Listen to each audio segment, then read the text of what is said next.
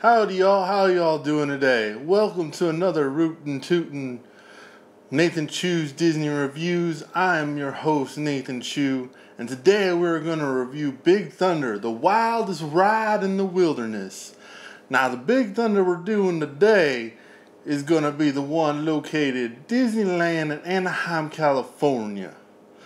I hope you all enjoy this review as we go into the wild wilderness to ride Big Thunder, the best ghost mine train ride this side of the Mississippi.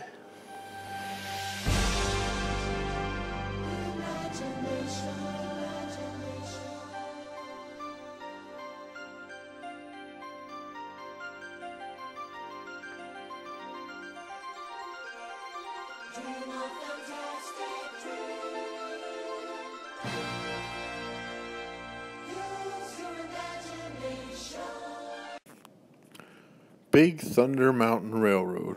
Big Thunder Mountain Railroad is located almost in every single Disney park that there is. First opened up in Disneyland, then in Walt Disney World's Magic Kingdom, then in Tokyo Disney, Disneyland Paris, and they have a similar one to Big Thunder in Hong Kong, but it's called Grizzly Gulch, but it's in the style of Big Thunder. Now, Big Thunder took the place of the Mine Train Through Nature's Wonderland. There is some areas in there that there's remnants of it. When you get back into the station after your ghost train ride through the mountains, the little shops and storefronts that you pass by used to be where the loading area was for the Mine Train Through Nature's Wonderland. And you also get to go through the caverns when you're going up the first lift are remnants from the Mine Train Through Nature's Wonderland.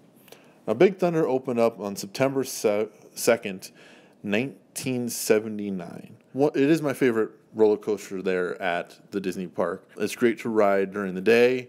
It's even great to ride at night, especially if the fireworks or Fantasmic's going on, because then you see the fireworks from Fantasmic, which I've done, and it's awesome to see them when you're going on that last lift, or I guess the big lift. This would be the second to last lift. They just did a refurbishment on it. It closed in 2013, reopened up in March of 2014. So they didn't change too much. They just replaced track and stuff. At the final scene, they changed to where there was an explosion, which doesn't necessarily always work from what I understood. I've seen it where a lot of smokes come out. I've seen where little smokes come out because it's supposed to be like dynamite exploding. And then the benefit of riding it at night is you don't see some of the turns and there's different lighting. And then also you get to see the Bat Cave a lot better, which is that first cave you go into. You hear the bats, but if you ride during the day, you may not necessarily see them. Now, Big Thunder Mountain Railroad was designed by Imagineer Tony Baxter. He took concepts from the famous unbuilt ride called the Western River Expedition, which would have been in Walt Disney World. It would have been a Pirates-like ride, but Western. You can kind of see, if you go to Disneyland Paris and ride their Haunted Mansion and their Big Thunder are linked via story, which is a great story. Maybe someday I'll cover it. I've never ridden either of those out there, so I'm not going to review it unless I actually have experienced it myself. But the story is very intriguing for that one. Now, Big Thunder came along because they needed more thrill rides. They wanted another thrill ride to add to their already two thrill rides of Matterhorn and Space Mountain. Space Mountain, which opened just 2 years prior to when Big Thunder was opened. Now, the story of the Big Thunder in Disneyland, which is the one I rode, is sometime in the 1800s, gold was discovered on Big Thunder Mountain in the American Southwest. And overnight, a small mining town, which you pass by,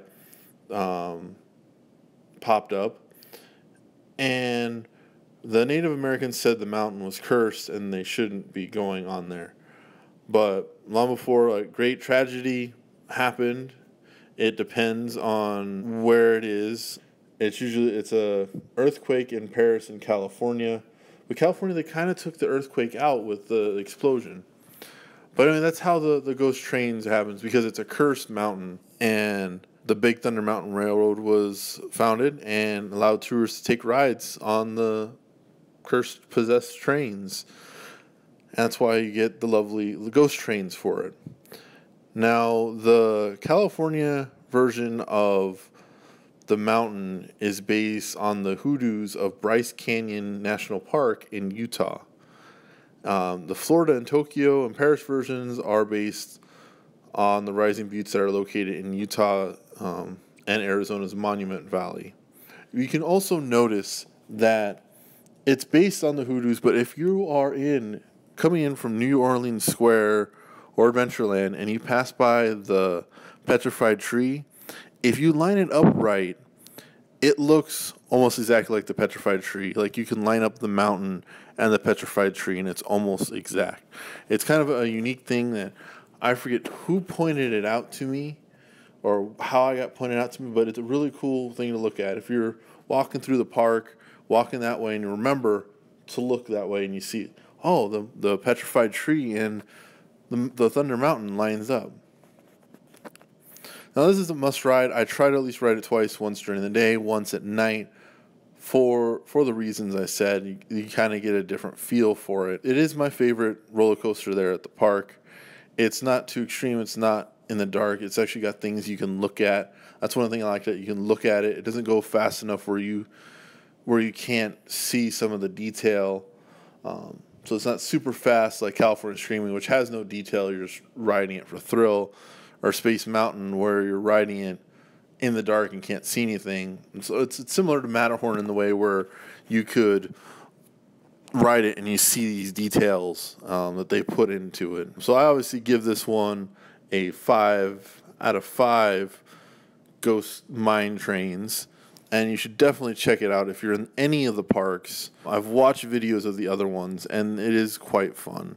They do have now a comic 5-issue series as part of the Disney Kingdoms line for Big Thunder. I don't know which story it's based off, or which Big Thunder Mountain story it is based off of, since they all seem to be a little different. I will review that at a later date. Go check out Big Thunder. It's been there a very long time, almost 40 years now.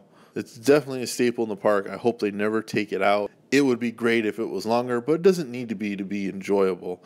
It usually always has like a 20-minute wait, a 15, 20-minute wait when I ever go, and I rarely see it hitting over 30, so it's not too long of a wait. It does have fast passes for those who do not want to wait. And yeah, go check it out when you're in the park. I hope you all enjoyed this review of the Big Thunder Mountain Railroad.